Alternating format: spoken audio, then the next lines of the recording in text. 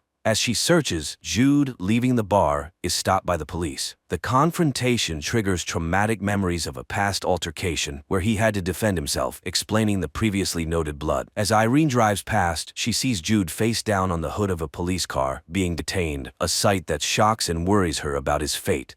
In the police station, Irene confronts a distressed Jude, who has run off and now finds himself entangled in a legal predicament. Urging him to be honest, Irene demands the truth if she is to help him. Jude, finally opening up, reveals that he was held in an isolated compound designed to guard the secret of the doorway, an enigmatic portal leading to what he describes as a barren alien planet, not the symbolic gateway others might believe it to be. Jude further explains that the blood found on him was from an altercation with men who tried to prevent his escape from the compound. The stakes are high, as these individuals, should they find him, intend to kill him. Jude's ultimate mission is to locate Gabriel, who had previously ventured through the same mysterious doorway. With this newfound understanding, Irene manages to persuade the police to release Jude. On their way home, Irene attempts to downplay the significance of her own doorway. However, Jude insists that their doorway is part of a larger destiny, making it one of the most crucial portals among many. Meanwhile, the subplot with Tony, Stella, and Nick sheds light on the scientific and mystical dimensions of the doorways. They discover that the doorways are connected by invisible particles that span vast distances. While Stella views this phenomenon as a divine gift, Nick adheres to a scientific interpretation. Their quest to locate a specific package leads them to a massive transmission tower. Nick breaks into the network to pinpoint the package's location. However, their operation is nearly compromised when a utility worker arrives. Thinking quickly, Stella subdues the worker, securing him to his van's steering wheel with cable ties, thus ensuring their mission continues uninterrupted. As Nick and Tony proceed to their next destination in Illinois, Tony remains quiet, still processing the events from earlier. Meanwhile, Denise visits Irene and Franklin's house while they are at the doctor's, intending to return a jacket Franklin left at the bar. During her visit, she casually inquires about Jude's father, sparking a light-hearted response from him. Their interaction is interrupted by Irene, who returns with positive news from the doctor. Franklin takes a proactive step towards proving the existence of the alien landscape by handing Byron a disposable camera with undeveloped photos and urging him to get them developed as proof. In another subplot, Irene and Jude visit Chandra's place to recover the items she took. While Irene distracts Chandra with fabricated concerns about Jude, he sneaks upstairs and finds both the strange black trinket and a necklace containing a similar device to what was on his leg. Confronting Chandra, she defensively claims the items were gifts from those at the care home. Irene, seeking further information, promises to keep Chandra's secret in exchange for the source of the necklace. This revelation links the necklace to the tracking devices, explaining why Jude was so keen to destroy the one in his leg. Byron, having developed the photos, finds evidence of the alien world, capturing images of Irene and Franklin in that setting. Meanwhile, Stella, in a distressing episode in the woods, experiences flashbacks of her mother's death, adding emotional depth and backstory to her character. Byron's curiosity leads him to research conspiracy theories online, where he discovers a reference to the impossible door, a concept sketched by an Argentine missionary in 1723, which he connects to their mysterious doorway. Back at the doorway, Franklin and Byron inspect the area and notice bloody fingerprints on the control panel, the same type found at Stella's portal. Upon opening the control panel, they realize the orb is missing, which Jude had previously buried. Byron, piecing together clues from his observations in the woods, locates the buried jar and recovers the orb, further entangling himself in the mysteries surrounding the doorway and its secrets. The scene opens with a strained atmosphere at the dinner table, where Irene casually discusses teaching Jude how to drive. Franklin, however, remains detached from the conversation, his disinterest culminating in him excusing himself to take out the trash. During this mundane chore, he stumbles upon a letter from Irene, the contents of which shake his very foundations. Confronted with his feelings, Franklin accuses Jude mood of bringing turmoil into their home. Jude's retort, questioning the true source of the household's issues, leaves Franklin even more unsettled, prompting him to walk away from the confrontation. Meanwhile, in Illinois, Tony and Stella settle into a motel for the night. The situation escalates when Nick, having brought the orb with him, carelessly plays with it in the presence of a hired companion. Stella intervenes, dismissing the hooker and sternly reminding Nick of the peril they face, citing the tragic fate of his brother as a grim warning. Elsewhere, Byron, brimming with excitement, catches up with Franklin to discuss his discovery of the orb. However, Franklin, overwhelmed by personal troubles, dismissively informs Byron that he's preoccupied with other matters. In a significant turn of events, Denise decides to quit school, a decision that has been looming for several chapters. Her friend reacts negatively, driving Denise to leave and join Jude on his quest. Jude shares new details about his father, Gabriel, who similarly had to cut a tracker out of his leg after escaping shadowy pursuers. Returning to the domestic front, Franklin, after spending a night at Byron's, confronts Irene about the discovered letter and her perceived broken promises. The confrontation underscores the deep fractures in their marriage, revealing a relationship in crisis. Concurrently, Byron attempts to operationalize the orb by placing it in the control panel in the basement shed. Despite his efforts, the mechanism fails to activate due to insufficient power. Tensions between Nick and Stella continue to simmer, with Nick provocatively mentioning Stella's late brother, Caleb. Stella reacts violently, punching Nick and leaving him with a bloody nose as she takes off with the van, stranding him at the motel. Jude, driven by the quest to trace his father's footsteps, decides to embark on a road trip to a remote area in Michigan. Denise, eager for the journey and the stories it may uncover, joins him. Irene, seeking a sense of adventure and perhaps a new purpose beyond her routine life, decides to accompany them, despite Franklin's decision to stay behind. For Franklin, their marriage and the life they built together have always been sufficient, but Irene yearns for more, highlighting a growing divide between their desires and aspirations. Back at home, Franklin handles unexpected business regarding the Spanish doubloons. He receives a call from Dale, the pawnbroker, who is eager to learn more about the origin of these rare coins. Franklin is bewildered, especially since it was Jude who initially dealt with Dale about the coins. Unable to provide answers and feeling confused, Franklin hangs up. This interruption is timely, as Byron urgently summons him to show him something new. Byron leads Franklin to the basement of the shed, where he has set up a large generator. His plan is to charge the circuitry connected to the doorway, hoping to provide enough power to activate it. They proceed with the setup, and the activation causes a massive surge of energy. The blast sends shockwaves through the neighborhood, disrupting electrical systems and affecting the natural environment,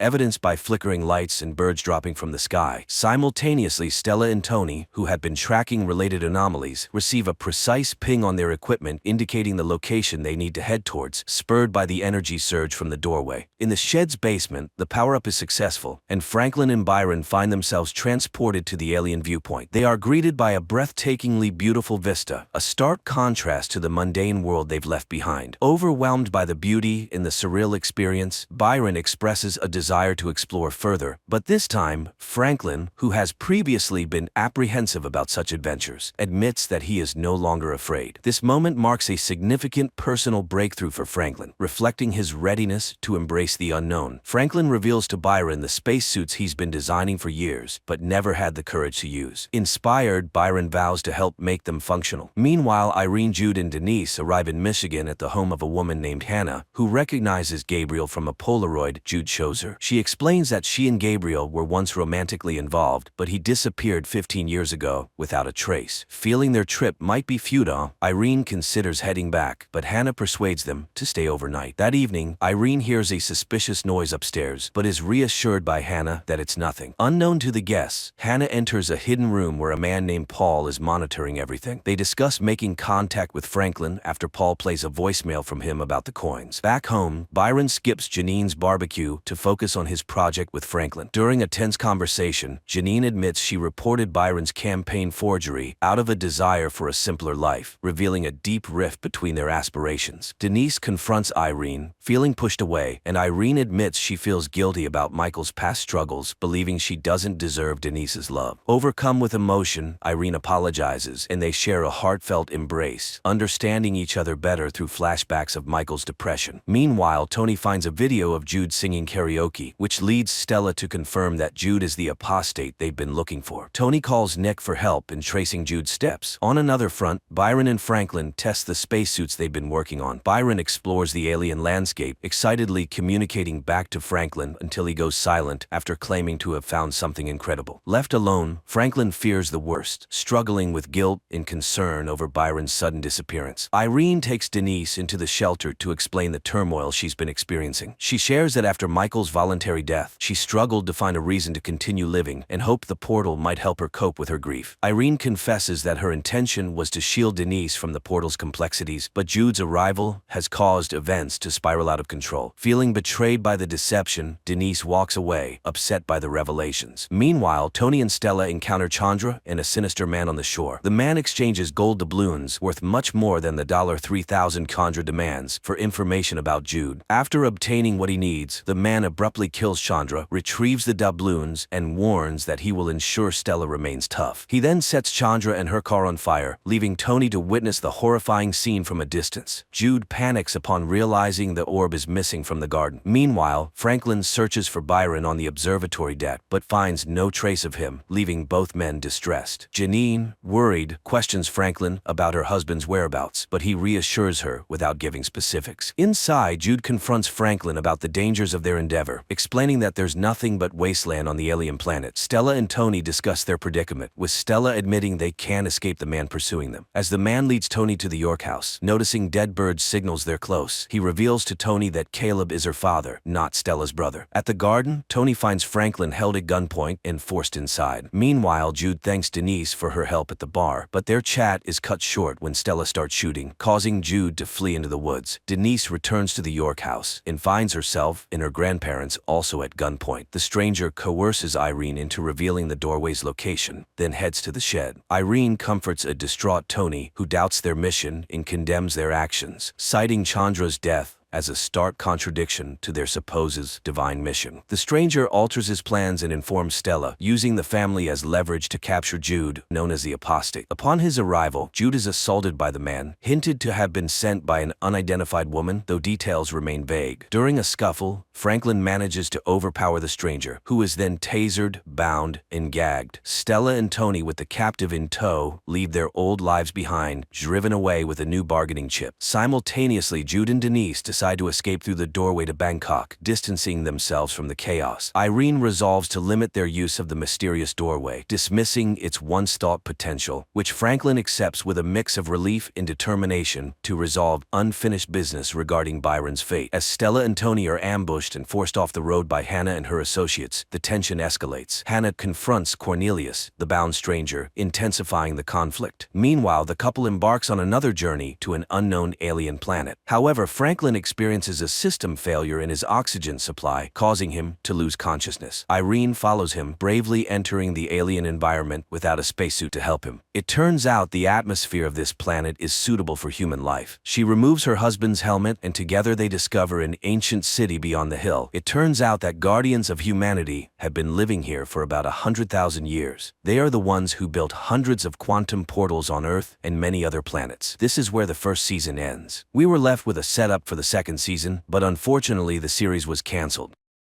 Spiderhead is an ultra-modern prison that resembles more of a hotel. This is science, Jeff. We're making the world a better place. In this facility, inmates live under a more relaxed regime, have the right to take walks, interact with each other, and have the opportunity to reduce their sentences and receive bonuses. But it all comes at a price. Spiderhead carries out medical trials, and not all of them are harmless. To be fair, it must be said that all experiments are voluntary, and each inmate has the right to refuse and return to a standard cell in another prison. Ray, one of the inmates, sits in a chair in front of a mirrored window, and Steve announces the start of the experiment by injecting a substance into Ray's bloodstream. Just a minute later, they administered the first dose of the drug to the subject and begin reciting simple jokes, causing Ray to burst into hysterical laughter. When the jokes are replaced by grim facts, the subject's reaction remains the same. Ray continues to laugh hysterically. Another morning in Spiderhead is no different from the previous ones. Inmates are awakened by a loudspeaker and their names immediately announced for participation in the experiments. Steve inquires of Jeff if he's willing to try the new N40 compound on himself, which no one has ever tried before, and the guy readily agrees to participate in the experiment. In addition to the test drug, another one is administered to enhance the speech centers of the brain. This allows Jeff to describe his state in great detail, mentioning the smallest details. Returning to the Spiderhead compound, Jeff meets Lizzie and tells her about his walk today. Unfortunately, he can't recount everything he saw because after taking the substance that enhances vocabulary, a side effect occurs. Jeff can't say even a few words. The only thing the guy remembers is that everything that surrounded him during the experiment, whether it was flowers or factory pipes, elicited the strongest feelings of love and admiration in him.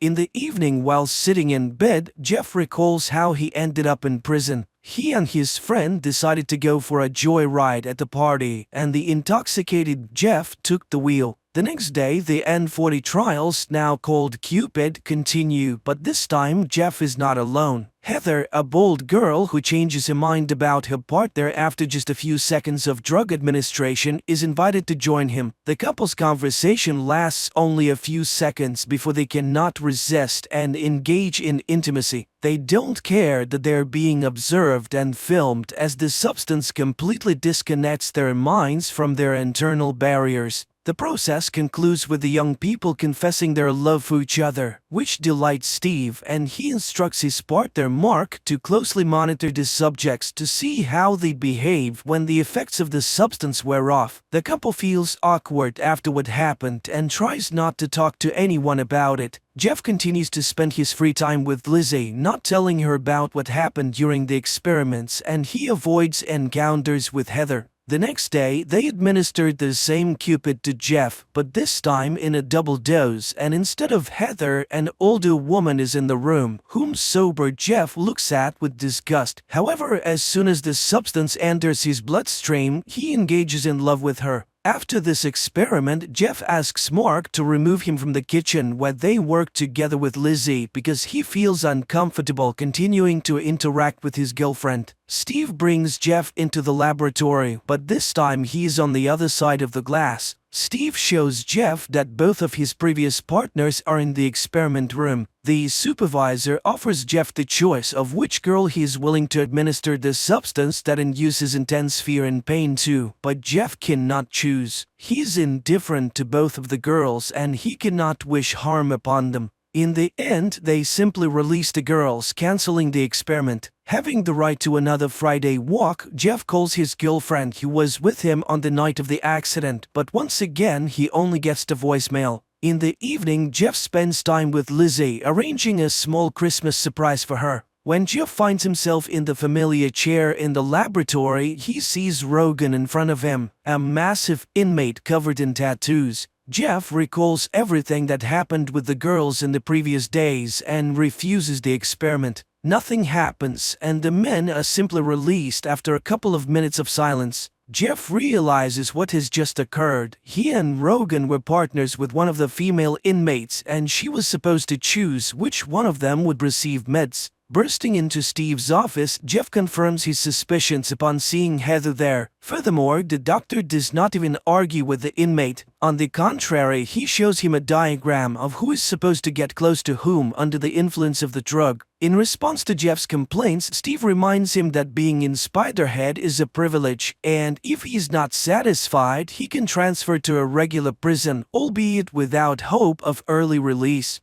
Understanding the hint, the next time Jeff sits calmly in the same room as Rogan without any hysterics. Steve sends Mark on a weekend break, advising his friend to enjoy his time on the mainland. Steve himself decides to take the Cupid to experience the ecstasy he had only seen in his subjects before. The experiments continue, and Steve warns Jeff that they will have to administer dark influx to the girls, as a certain committee demands the purity of the experiment. Jeff tries to explain that he does not wish for anyone to experience the effects of this substance regardless of his feelings for the girls. However, Steve remains adamant and reminds Jeff of all the privileges that he enjoys by cooperating with them. Not wanting to go back to a regular prison, Jeff agrees to administer Darkenflox to Heather. Heather begins to cry and panic, but the management calmly records the data, listening to Jeff's comments, which did not contain any hint of romantic feelings. The experiment's goal is achieved and Steve plans to conclude it, but an error occurs and Heather goes out of control. She gets hold of a sharp object and frees herself from the torment caused by the Darkenflox. While Steve and Mark are busy with Heather, Jeff notices the lost keys belonging to the supervisor and finds a notebook with records of upcoming experiments and a lottery ticket with the same numbers as the names of the meds being administered. Seeing that Steve is no longer behind the glass, Jeff manages to lock the safe and toss the keys back so that the doctor does not realize that his secret is exposed. Steve warns Mark that if anyone finds out about what happened to Heather and he has to answer for it, he will drag everyone who participated in the experiment down with him.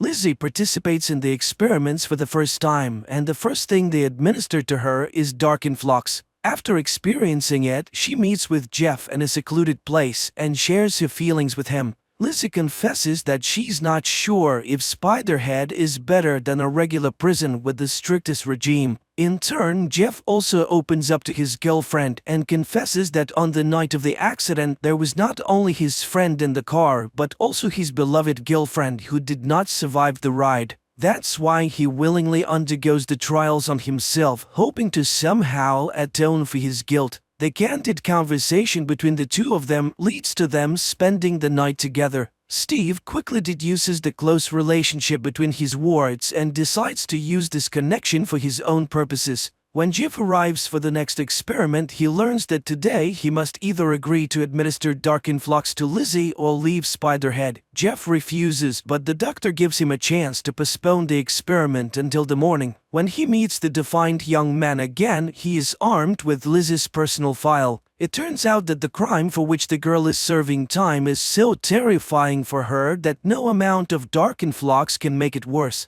Steve watches with pleasure as Jeff adjusts the dosage scale to the maximum. However, it quickly becomes apparent to him that Jeff intends to experiment on him, not on his girlfriend. Mark, realizing that he has also fallen into Steve's trap with the inmates, decides to rectify the situation and hands the remote control to Jeff. The inmate receives all the necessary information from Steve and persuades him to open the main exit so that he and Lizzie can leave the prison. But the manager grabs the remote control and administers the maximum dose of Darkenflox to the girl, causing her intense suffering. He then smashes his cell phone to prevent anyone from canceling his command. The couple manages to free themselves from the effects of the meds and run out of the laboratory. At the same time, Steve announces over the loudspeaker that because of the fugitives, everyone else will be sent back to prisons where their comfortable lives will come to an end. Jeff and Lizzie become the targets of a manhunt. Dozens of hardened criminals, including the massive tattooed Rogan, plan to deal with the couple who deprived them of all the privileges of the facility. Steve tries to escape with the meds because police boats called by Mark are about to approach Spiderhead. Steve manages to leave the base and take off in a small plane before the police arrive. But since his remote control is shattered, meds are injected into his bloodstream in massive quantities. Another release of Cupid induces admiration, and the man steers the plane towards a tiny rocky island, seeing it as a paradise. Mark, on the police boat, watches as his former boss circles above the sea and then crashes into the rocks. Jeff and Lizzie hijack a boat and manage to sail away before the police arrive. Happy and free, the young couple regrets only that Steve did not invent a substance that could induce self-forgiveness. And that's how the movie ends.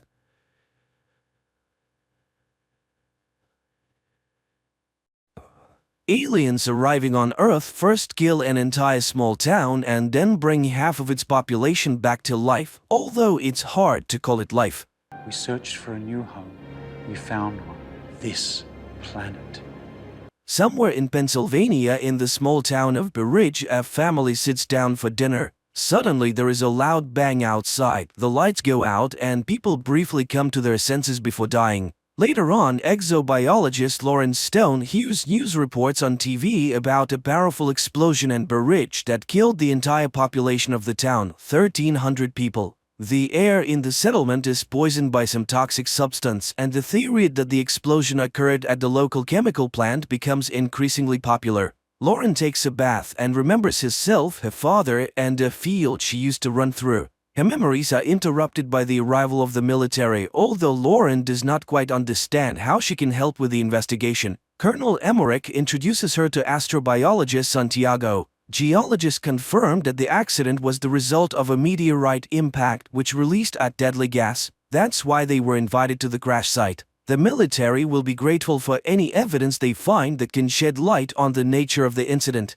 Emmerich assures Lauren that he chose her because he read her work, but asks her to take an alcohol test. Scientists are dressed in protective suits and taken to the meteorite crash site. On the way, Santiago praises her book on microbiology in Antarctica and signs of extraterrestrial life, but the woman doesn't engage in conversation. Arriving at the site, the pair only sees a snowy field and a small pile of ground. While Santiago inspects the area, Lauren notices a small sprout of some red plant and pities it for growing in such a terrible place. Upon arriving home, Lauren begins to search for similar cases and finds mention of a similar incident. In 2013, a meteorite exploded over the city of Chelyabinsk in Russia, and an interview with a local resident was filmed by American television. She recounted that after the meteorite fell, a poisonous gas spread throughout the area, causing many people to die. It was also said that a very large tree grew at the site of the impact, around which all living things died.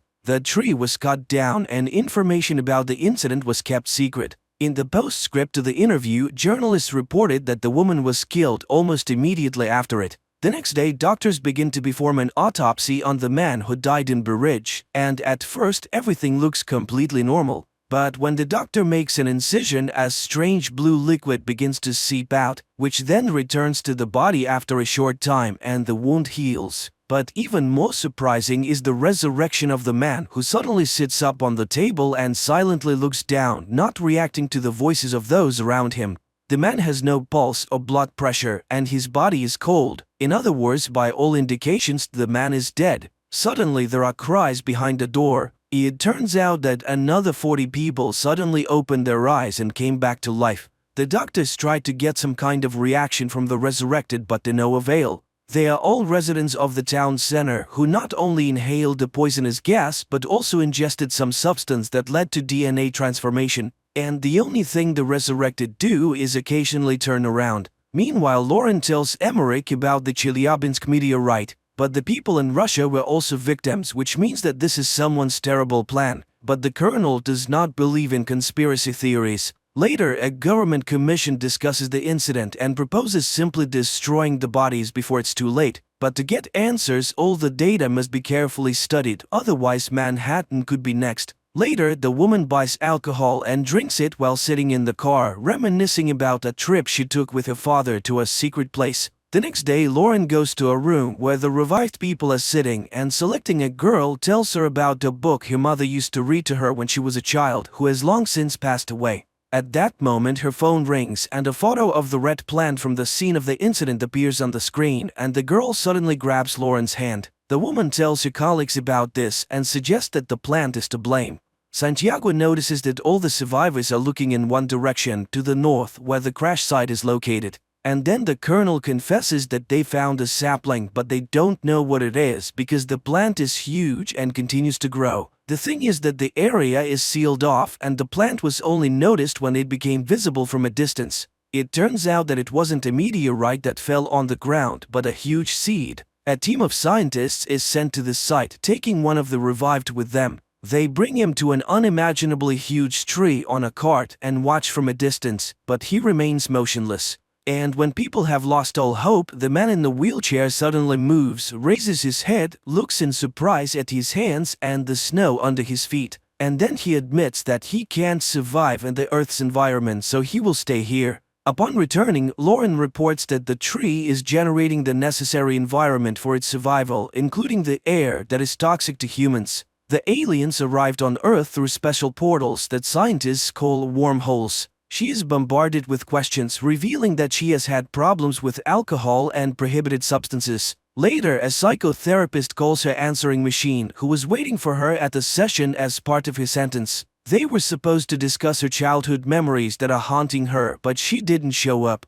At that moment, her father shows up at the door, but Lauren is not pleased to see him. He tries to start the conversation and recalls how on her 8th birthday she asked for a scientific laboratory and they gave her an old barn. However, her obsession with space spiraled out of control and her mother became worried. Sometime later, the colonel summons Lauren again. The alien wants to speak, but only with her, as he sees her as a friend. They have prepared a list of questions and ask her to find out where they came from and why they came. The alien explains that their home is no longer suitable for their species. They were searching for a new home and found it using coordinates received from a human with the call sign Supernova 94. From that same human, the aliens learned all the strengths and weaknesses of humans. The alien asks the military to leave, and Lauren admits that the tree will soon destroy everything as it is harming the planet. The alien then says that humans will not be able to stop them because they are used to fighting and they have abilities. And here Santiago starts acting strangely. He drops his suitcase and begins to unzip his protective suit.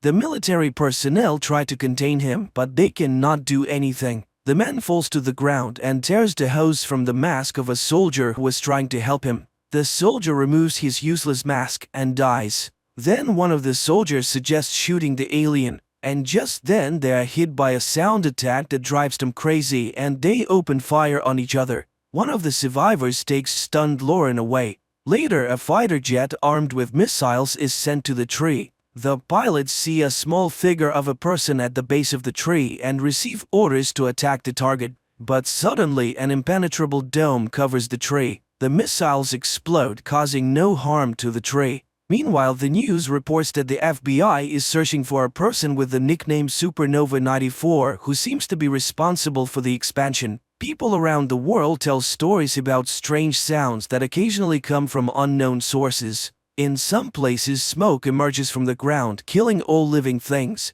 People pray day and night, and martial law has been imposed in many countries. The earth trembles, crops die, and vegetables rot in the ground. One day, Lauren goes to her father's house. But first she approaches the locked barn, which has a sign that reads Lauren's laboratory. But after looking at the house, she walks away and heads towards the tree. For many years she has been tormented by the question of who or what she is. The end of the world is approaching, but she feels relief, as if she will finally live freely. And she plans to find the truth right here. She meets the alien who tells her that the tree is undergoing transformation. Feeling the tremble under her feet, Lauren lies down on the ground and listens to the hum of the planet.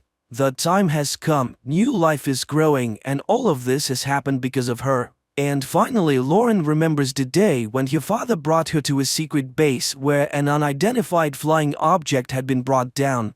Her father left her to wait in the corridor. Bored, she wandered through the rooms, listening to her father being instructed about a powerful and hostile creature that had tried to plant something before it was shot down by the military. The girl found the sarcophagus containing the alien and reached out to the glass. Suddenly, the creature reached out and touched the glass from the other side. She screamed in terror, not understanding what strange thing was happening to her, causing her to lose consciousness. The frightened guard found her and took her to her father. But the girl looked healthy and left with her father. Only from that day on, Lauren hasn't been quite herself. She draws super complex designs of interstellar ships and writes incomprehensible formulas. At school, she constantly gets in trouble, skillfully manipulating not only her classmates but also her teachers, calling herself an alien who wants to go home. And one day, Lauren tunes a transmitter she has built and contacts a distant planet, taking the call sign Supernova 94.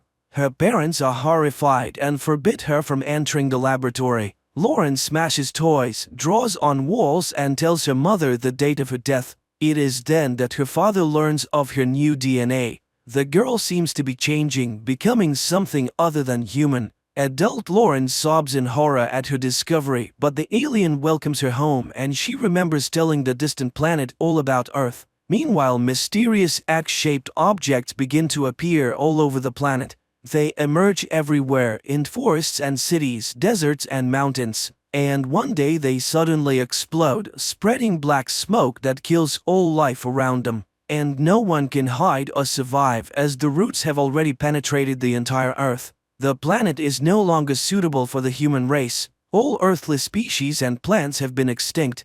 The evolution of a new species has begun, and Lauren's journey has come to an end. She's finally home. And this is where the movie ends.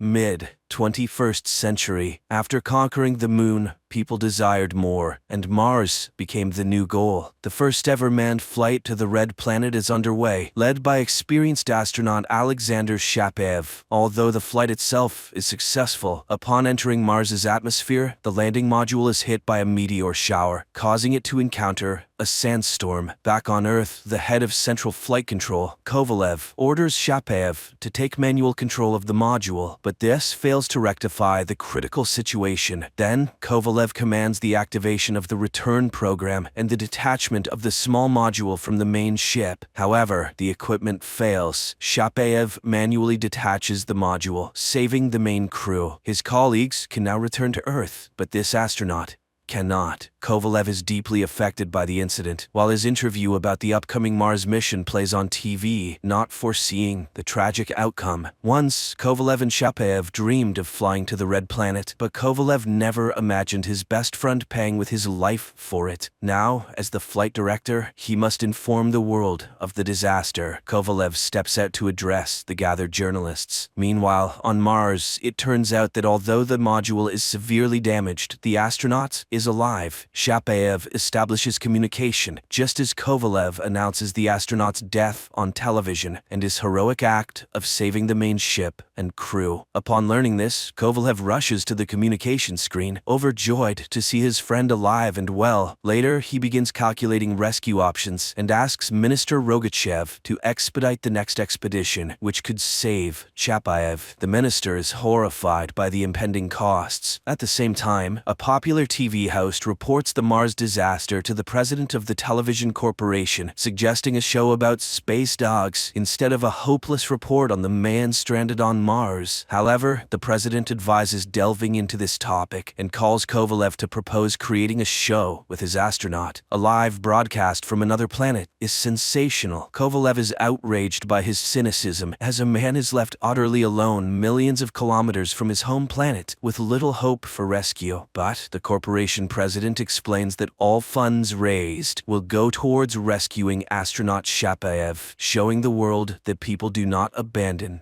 their own. Kovalev retreats to his office, where photos of his military comrades reveal that he and Shapaev once served in the army together and have been friends since childhood. Looking at Shapaev's photo, the director announces the start of preparations for the rescue mission. Kovalev learns that only one module section remains intact. On Mars, Shapaev activates a robot to explore the area around the module, while Kovalev finds out that the module's power, designed for 30 months, will actually only last 13. The rescue expedition can be launched in 190 days, aligning with the phases of Mars and Earth. Similar developments exist in China and America. If agreements are reached with them, the rescue can be achieved within 13 months. But Shapaev must survive on extreme rationing. Dissenter psychologist Anna is ready to work with the astronaut as much and whenever needed to help him endure the upcoming year. Meanwhile, on Mars, Shapaev's robot detects an unidentifiable movement outside. Anna contacts the astronaut as it's important to know his psychological state, but Shapaev assures her that everything is fine. After talking with Shapaev, the minister announces that the expedition was a success. Since the module is established on the surface, the astronaut is alive and agrees to participate in the reality show. At Central Flight Control, television crews start their activities. Kovalev's protests are dismissed by the television corporation president, reminding him that this is all for the astronaut's rescue. TV host Grisha advises Shapaev to simply listen to him for the show to succeed. And so,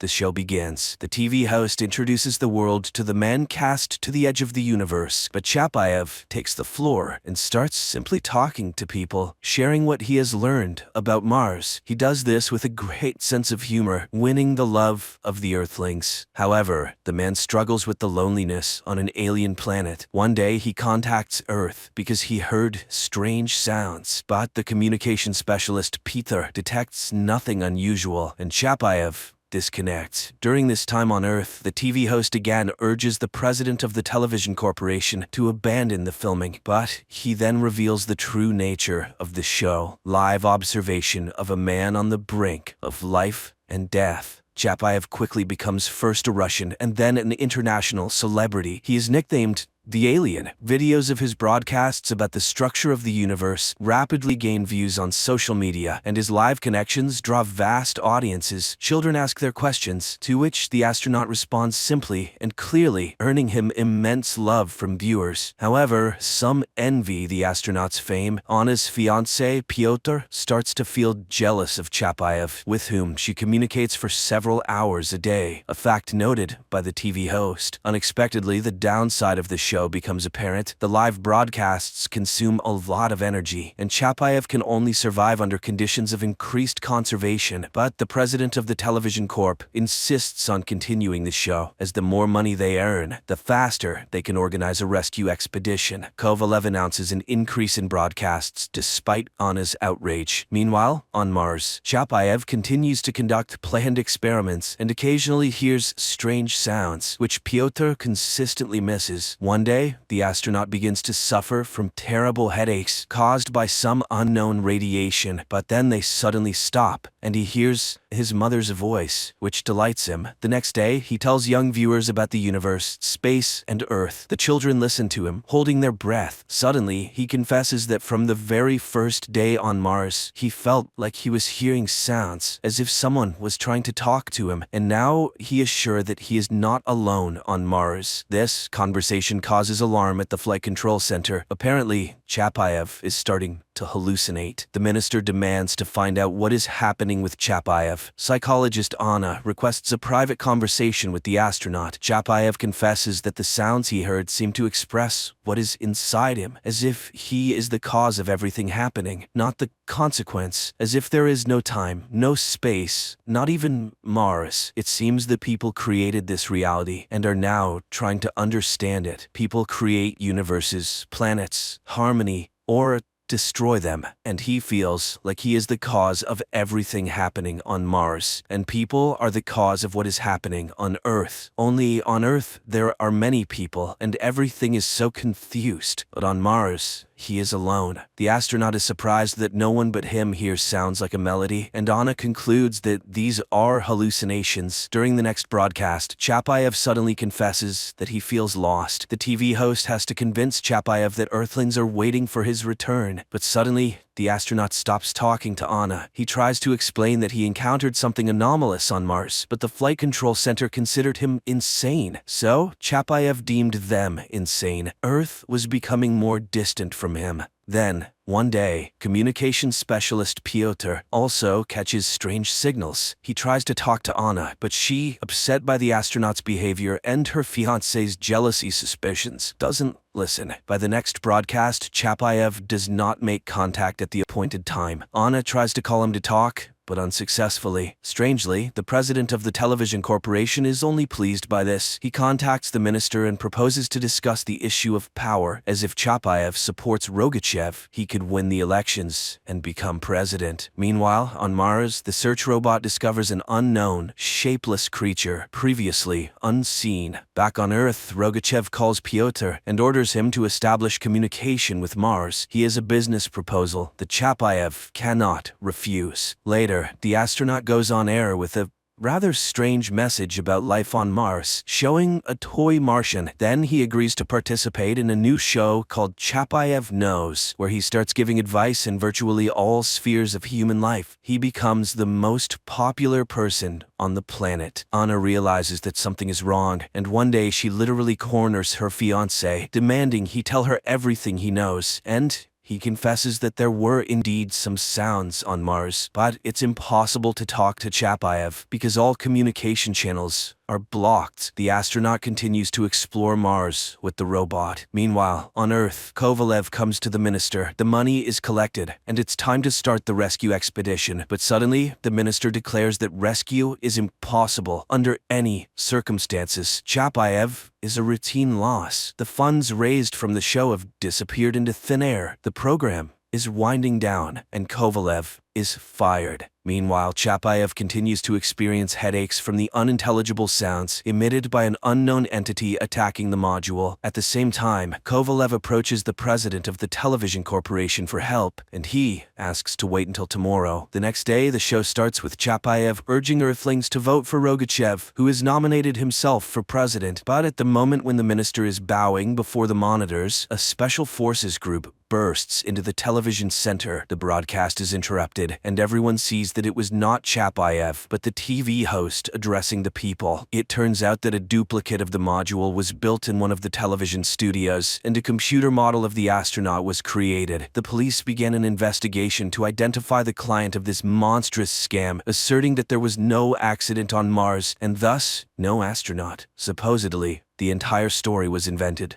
for the show. Kovalev is in despair. All hope is fallen. He won't be able to save his friend. Meanwhile, Rogachev is arrested. Kovalev breaks into the flight control center as TV reports the death of Chapayev. Kovalev fights with the special forces. A gunshot is heard. At this time, the president of the television corporation contemplates that Chapayev never existed. Never. But the astronaut does exist. A wounded Kovalev reaches the employees of the flight control center and contacts Chapayev on Mars. He apologizes for Earthlings who are only interested in money and power. Kovalev tells his friend that the government decided to tell the world that there was no module, no landing on Mars, and Chapayev died several months ago on Earth while on duty. It was all fiction for the show, but if he could give people a sign, then the connection is cut off. An emergency news broadcast airs. American satellites recorded an explosion on the surface of Mars in the Cupid's Plateau area. All experts affirmed that it was the module of the International Martian Expedition, which is direct evidence that astronaut Chapayev was indeed on Mars. The astronaut, after the explosion of the module, goes into the deserts of Mars and talks about what the unknown Martian entity told him. Chapayev understood that humans inadvertently are the creators of the material universe. Each moment in time is an act of creation of the universe. Humans are creators who come and simultaneously create this material world to understand it. It's like the double-slit experiment in quantum physics, a well-known experiment confirming the immaterial nature of our universe, where elementary particles become matter only when observed. Humans are the cause of all misfortunes and catastrophes in the universe, just as each person individually is the cause of everything happening in their own life on Earth. Therefore, only humans can change this life, the world, and the entire universe, if they can change themselves. Next, we see how Chapayev voluntarily dissolves and merges with the universe, from which each of us appears in this world.